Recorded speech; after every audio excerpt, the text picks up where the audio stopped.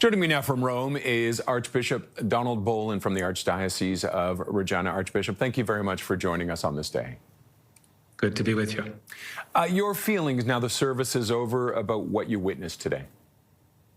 It was a powerful experience. I mean, the streams of people moving towards St. Peter's to every different language and culture, and young and old, and very powerful to see all the ecumenical delegations and the tributes that were extended, and all the political leaders. So really the world gathered for that funeral and to pay respects, express gratitude to Pope Francis, and to join in lifting him into God's hands. It's a beautiful experience to be there. And what does that tell you about Francis when there were so many cultures, from so many different cultures, people coming together at this time? Well, I think he really did touch the world in the way that he exercised his ministry, and leaves a profound legacy. I think there was a kind of an irony in some sense that Pope Francis has spent so much time speaking about peace and justice and the care of migrants and refugees and against war.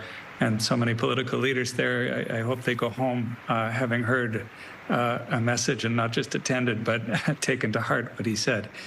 But it was a very beautiful celebration. And there is some hope for that. We saw Donald Trump, and the leader of Ukraine, Zelensky, gathering at one point, sitting and having a conversation. So maybe something like that will come of this. Very good. I hope so.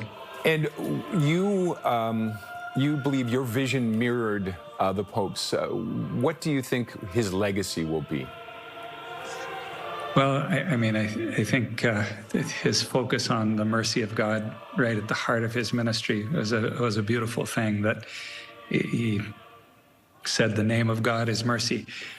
His understanding of who God is and God's view towards humanity is one of boundless love, forgiving love, redeeming love.